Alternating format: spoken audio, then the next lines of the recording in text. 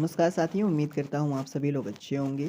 जो भी साथी हमारे आरआरबी एनटीपीसी 2025 की तैयारी कर रहे हैं, उन सभी के लिए वीडियो काफ़ी ज़्यादा इम्पोर्टेंट होगा, क्योंकि इस वीडियो में साथी हम लोग उन प्रश्नों का संकलन लेकर आए हैं जो आपके आरआरबी एनटीपीसी की परीक्षा में प्रीवियस ईयर में पूछे गए हैं। तो आते हैं डायरेक्टली अपने प्रश्नों को देखते हैं। पहला प्रश्न आप सभी से पूछ रखा है, प्रख्यात नृत्यांगना प्रतिभा पहलात किस नृत्य शैली से संबंधित है। अगर बात करें साथी प्रतिभा पहलात की कौन से नृत्य शैली से ये संबंधित है, तो साथ ही ये भरतनाट्यम से संबंधित थी।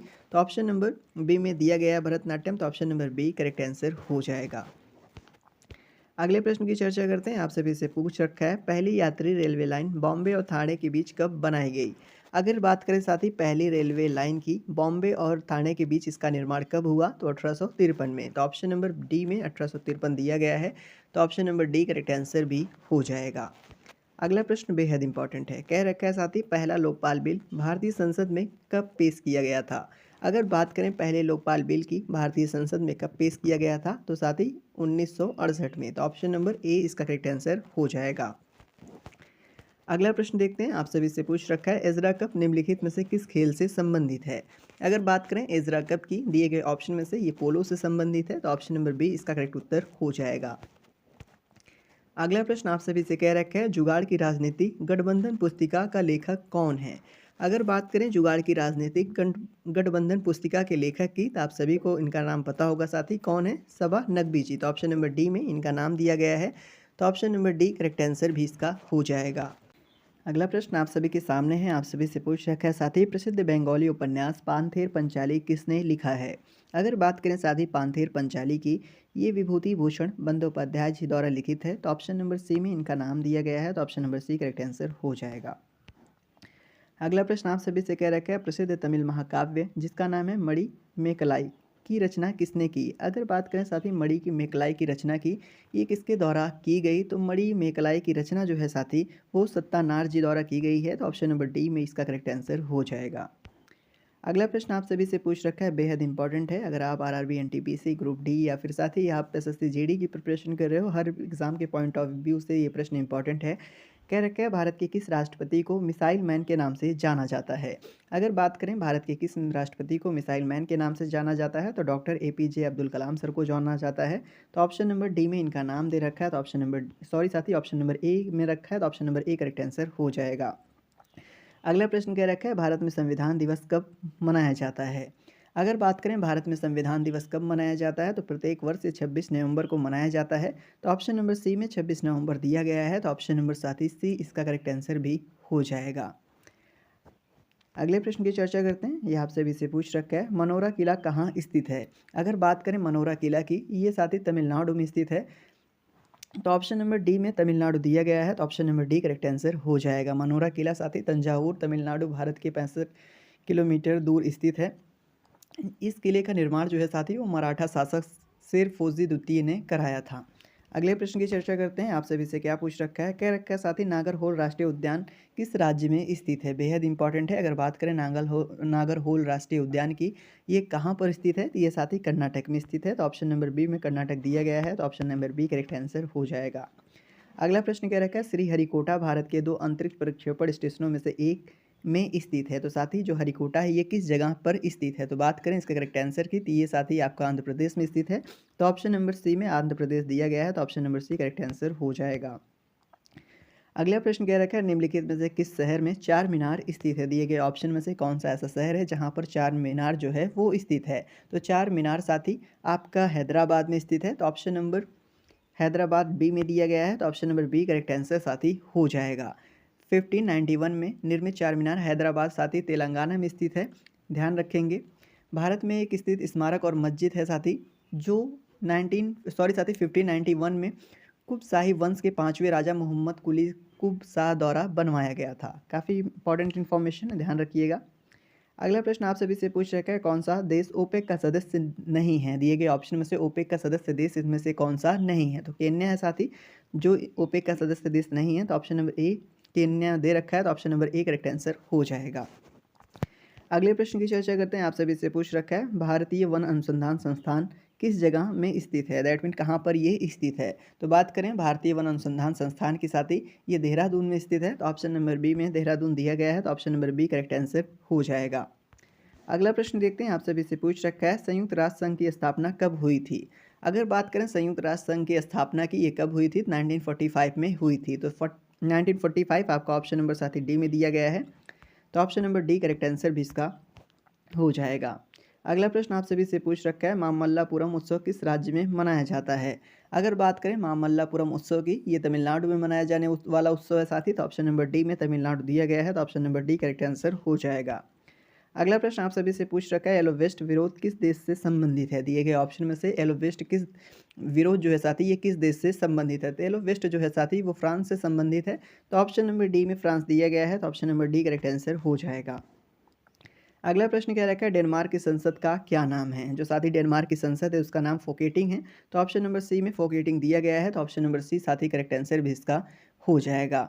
अगले प्रश्न की चर्चा करते हैं, यानी प्रश्न नंबर आपका जो अगला है साथी, कह रखा है, स्मारक के किस समूह में विट्ठल मंदिर है? दिए गए कौन सा ऐसा स्मारकों का समूह है जहां पर साथी विट्ठल मंदिर अवस्थित है? तो बात करें इसके करेक्ट आंसर की, तो साथी जो हम्पी के स्मारक के समूह हैं वहां पर विट्ठल मंदिर आपको देखने को मिल जाएगा। तो ऑप्शन नंबर बी इसका करेक्ट आंसर हो जाएगा।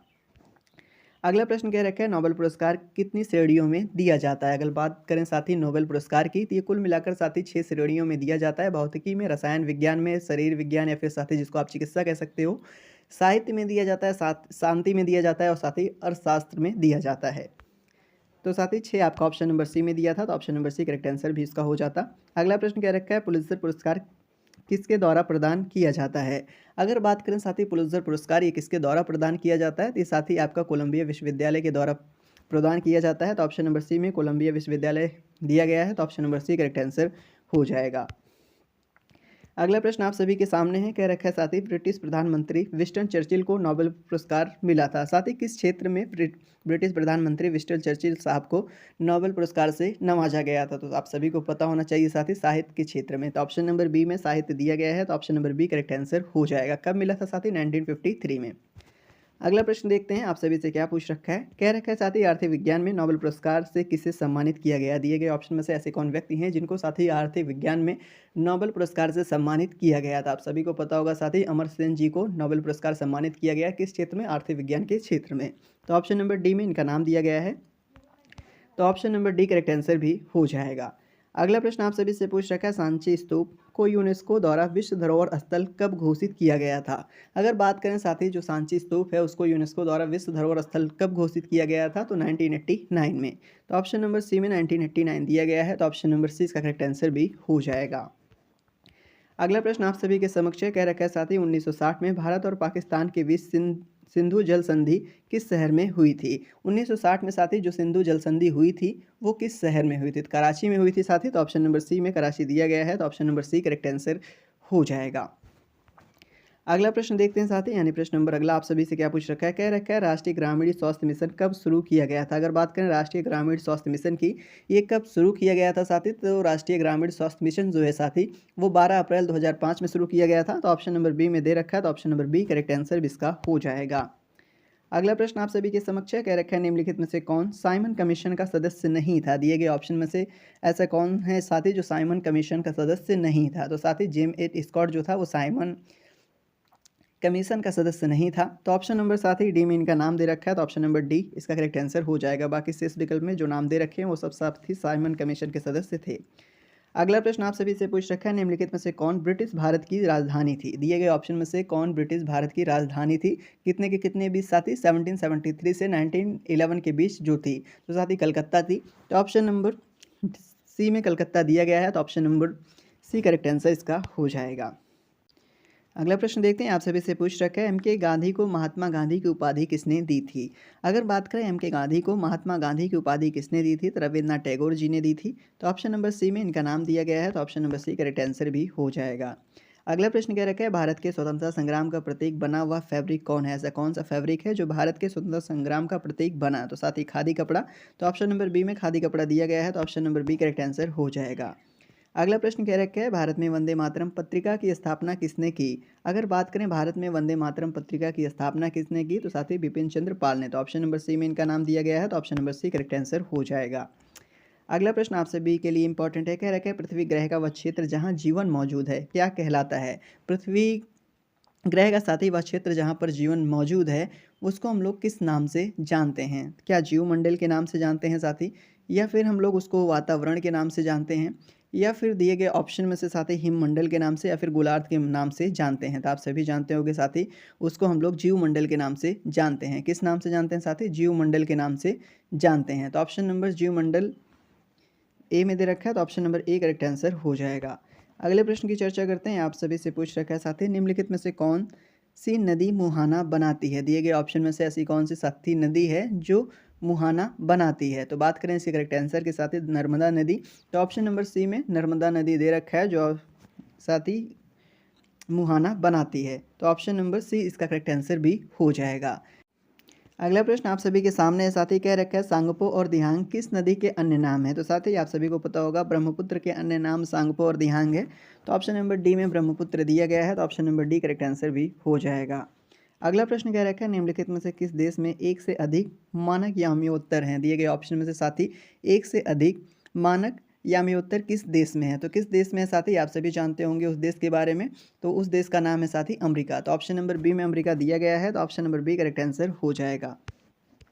अगला प्रश्न आप सभी से कह रखा है, आकाश गंगा के सबसे नज़दीक कौन सी आकाश गंगा है? अपने आकाश गंगा के साथ ही सबसे नज़दीक कौन सी आकाश गंगा है? तो साथी एंड्रोमेडा गैलेक्सी जो है वो सबसे नज़दीक है अपने। तो ऑप्शन नंबर बी में दे रखा है, तो ऑप्शन नंबर बी साथ ही इसका करेक्ट आंसर भी हो जाएगा।